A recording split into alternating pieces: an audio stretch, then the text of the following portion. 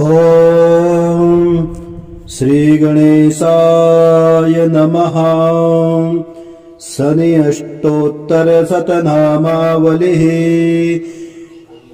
ॐ प्रां प्रीं प्रौं सः शनैश्चराय नमः।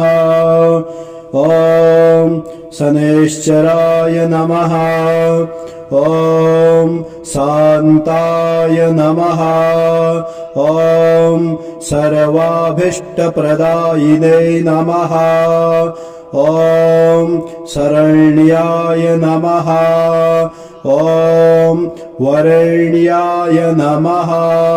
ॐ सर्वेशाय नमः। ॐ सौम्याय नमः।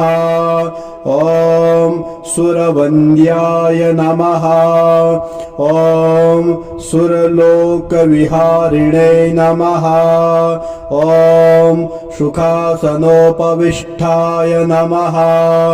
ॐ सुन्दराय नमः।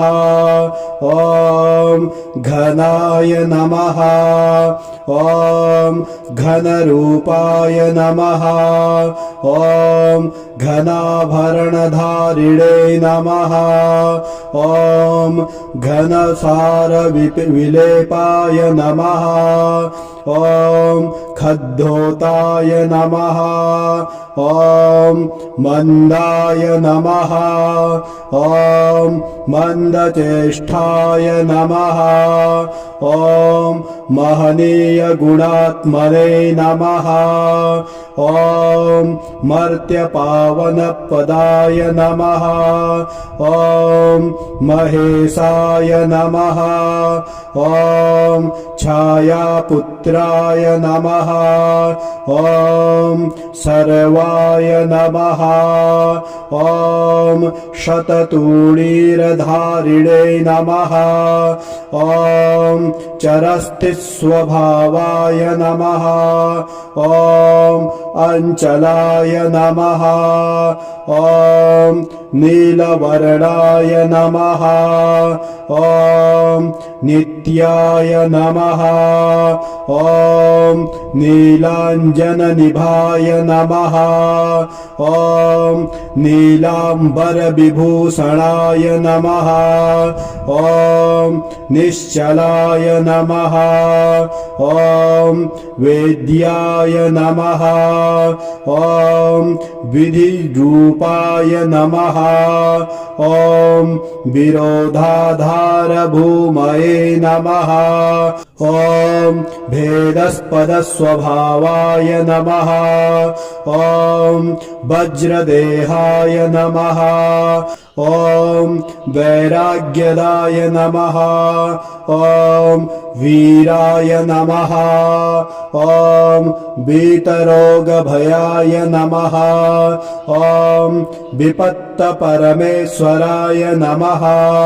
ॐ विश्ववन्द्याय नमः।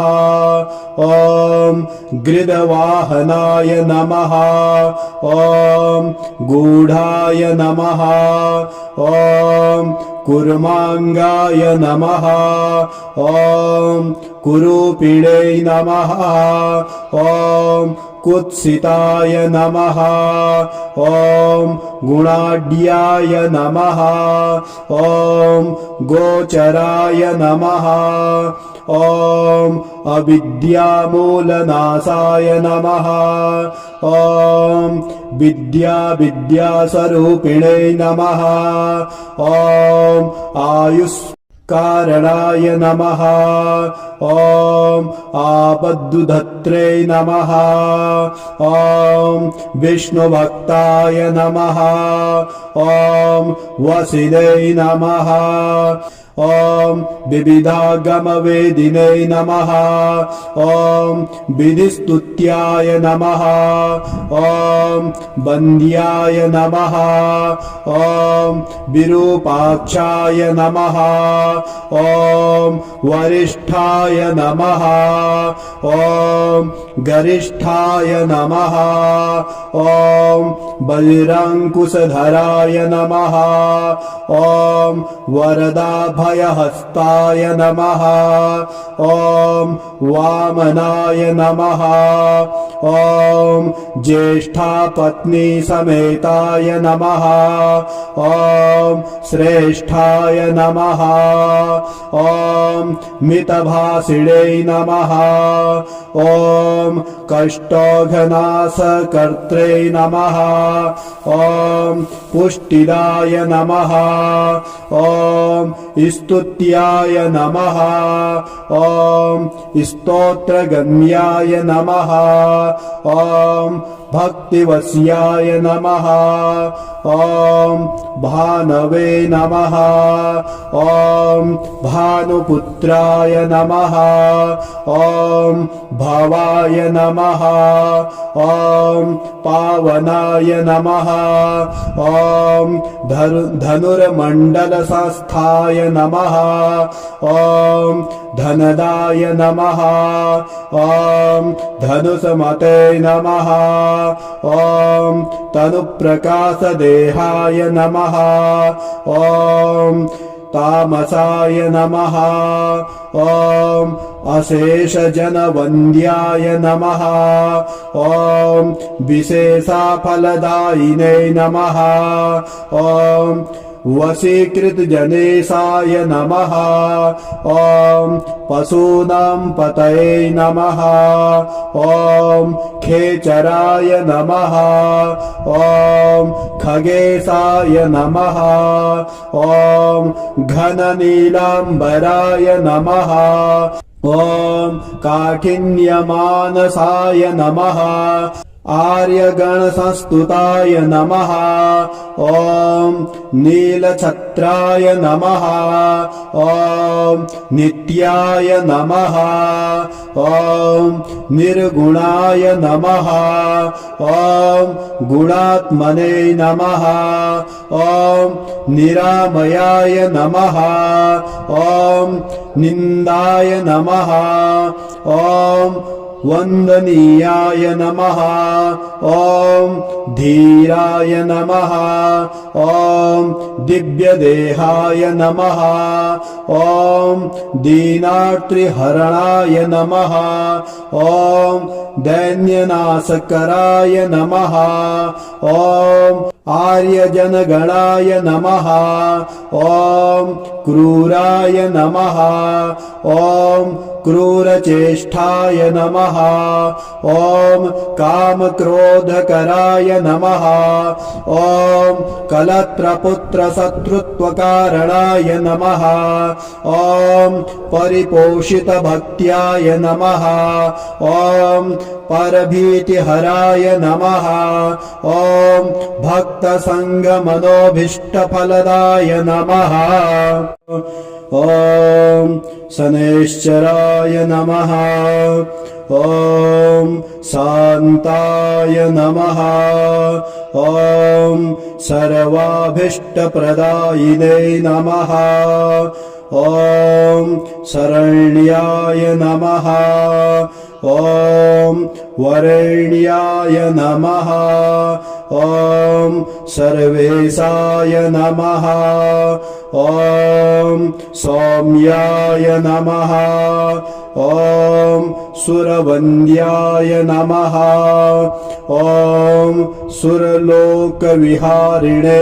नमः ॐ सुखासनोपविष्टाय नमः ॐ सुन्दराय नमः ॐ घनाय नमः ॐ घनरूपाय नमः ॐ घनाभरणधारिणे नमः ॐ घनसारविलेपाय नमः ॐ खद्धोताय नमः ॐ मन्दाय नमः ॐ मन्दचेष्टाय नमः ॐ महनीय गुणात्मने नमः ॐ मर्त्यपावनपदाय नमः ॐ महेशाय नमः ॐ छायापुत्राय नमः ॐ सर्वाय नमः ॐ शततूणीरधारिणे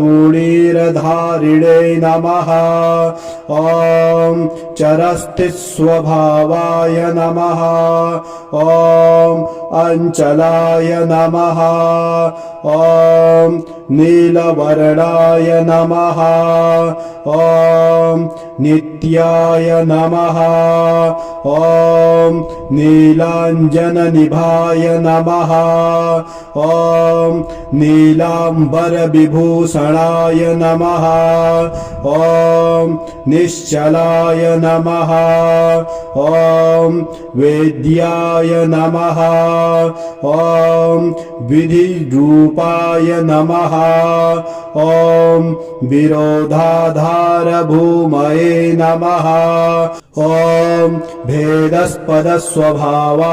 नमः ॐ वज्रदेहाय नमः ॐ वैराग्यदाय नमः ॐ वीराय नमः ॐ वीतरोगभयाय नमः ॐ विपत्तपरमेश्वराय नमः ॐ विश्ववन्द्याय नमः ॐ गृदवाहनाय नमः ॐ गूढाय नमः ॐ कुर्मांगाय नमः ॐ कुरूपिणे नमः ॐ कुत्सिताय नमः ॐ गुणाढ्याय नमः ॐ गोचराय नमः ॐ अविद्यामूलनाशाय नमः ॐ विद्यास्वरूपिणे नमः ॐ आयुष्कारणाय नमः ॐ आपद्दुधत्रे नमः ॐ विष्णुभक्ताय नमः ॐ वसिने नमः ॐ विविधागमवेदिने नमः ॐ विधिस्तुत्याय नमः ॐ वन्द्याय नमः ॐ विरूपाक्षाय नमः ॐ वरिष्ठाय नमः ॐ गरिष्ठाय नमः ॐ बलिरङ्कुशधराय नमः ॐ वरदाभयहस्ताय नमः ॐ वामनाय नमः ॐ ज्येष्ठापत्नी समेताय नमः ॐ श्रेष्ठाय नमः ॐ मितभाषिणे नमः ॐ कष्टोघनाशकर्त्रे नमः ॐ पुष्टिदाय नमः ॐ स्तुत्याय नमः ॐ स्तोत्रगम्याय नमः ॐ भक्तिवश्याय नमः ॐ भानवे नमः ॐ भानुपुत्राय नमः ॐ भवाय नमः ॐ पावनाय नमः ॐ धनुर्मण्डलसंस्थाय नमः ॐ धनदाय नमः ॐ धनुषमते नमः ॐ तनुप्रकाशदेहाय नमः ॐ तामसाय नमः ॐ अशेषजनवन्द्याय नमः ॐ विशेषफलदायिने नमः ॐ वशीकृतजनेशाय नमः ॐ पशूनां पतये नमः ॐ खेचराय नमः ॐ खगेशाय नमः ॐ घननीलाम्बराय नमः ॐ काठिन्यमानसाय नमः आर्यगणसंस्तुताय नमः ॐ नीलछत्राय नमः ॐ नित्याय नमः ॐ निर्गुणाय नमः ॐ गुणात्मने नमः ॐ निरामयाय नमः ॐ निन्दाय नमः ॐ वन्दनीयाय नमः ॐ धीराय नमः ॐ दिव्यदेहाय नमः ॐ दीनार्तिहरणाय नमः ॐ दैन्यनाशकराय नमः ॐ आर्यजनगणाय नमः ॐ क्रूराय नमः ॐ क्रूरचेष्टाय नमः ॐ कामक्रोधकराय नमः ॐ कलत्रपुत्रशत्रुत्वकारणाय नमः ॐ परिपोषितभक्त्याय नमः ॐ परभीतिहराय नमः ॐ भक्तसङ्गमनोभीष्टफलदाय नमः।